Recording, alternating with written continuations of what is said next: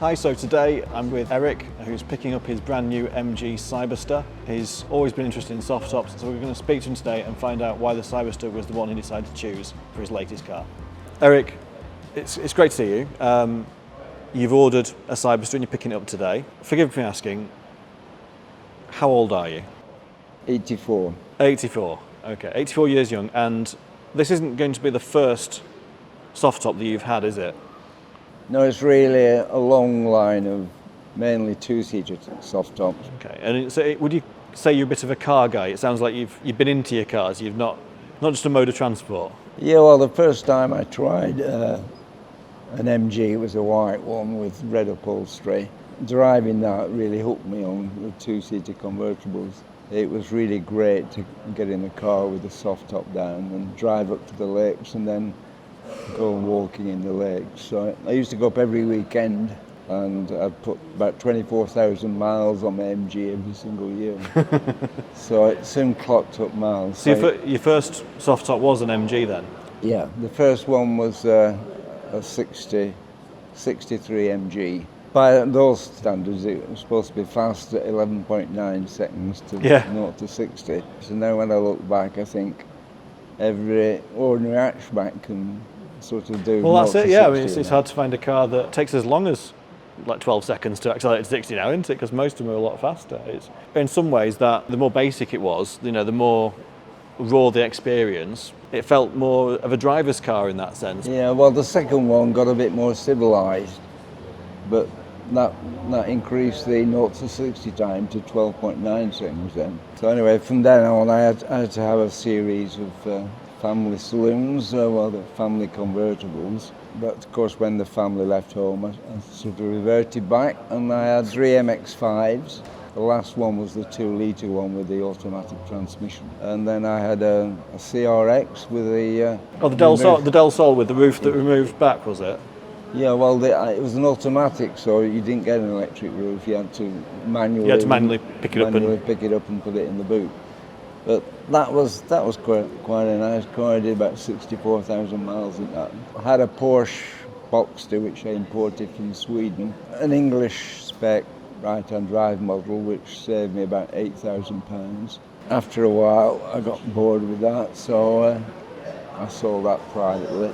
And then I started on Z4s, so I had the E89, which was a folding hardtop. It looked very nice, but it had run flat tyres and... the ride was a bit hard then, was it? The suspension was really hard. And then I bought the next one, the G29, with the soft top, which was quite a nice looking car. It used to get plenty of compliments on it. It was in Masano blue with ivory white upholstery. That had offset pedals though, which was a bit of a nuisance really. The pedals didn't line up with the steering wheel. Oh, so it was off to the right. So you sort of like you could soon slip from the accelerator to the brake pedals. When did you first get interested in the Cyberster then? Was it recently? Was it like over the years you watched this sort of? I'm always looking on motoring articles, and I get the motoring magazines. So I saw it on the internet, and I thought that looks a fabulous car. I watched a few of the videos. Some guy from Shanghai had got one, so I watched his video. You can't take your money with you in shroud, there's no pockets in shroud, so I thought, well, I'll treat myself to a Cyberster. Excellent. Done the test drive already, you drove the car a couple of weeks ago. Yeah. First time driving an electric car? Yeah, first time I was quite surprised how easy it was to drive really. The sort of instant acceleration. Really smooth. The ride was very comfortable as well. The seats were very comfortable. It was, they call it a cruiser, and I found it was a really excellent cruiser. Yeah, and for getting in and out, the fact that the doors go up, is that easier or harder or? It's a lot easier when the doors open, yeah. The trouble with the Z4 is that if you parked in a normal parking space, you struggle to get out because the doors are very long. Fortunately, I have a disabled badge, so I always try to avoid parking in normal parking spots.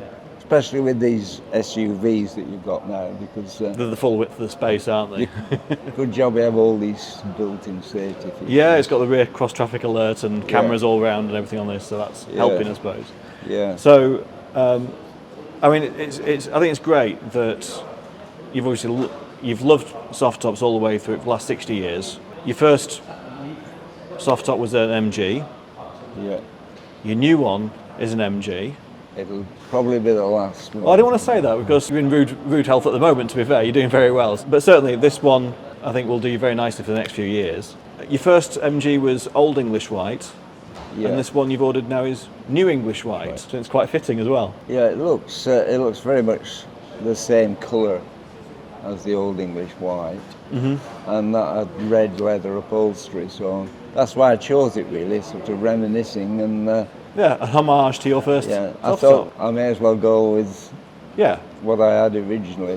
Definitely. In MG. Because now I've seen it, it looks really nice in the white and it does. The red upholstery. Right, well, I think we need to get you in your car and do the handover, so we'll get you out of here and we'll get you in the car. Okay, thanks.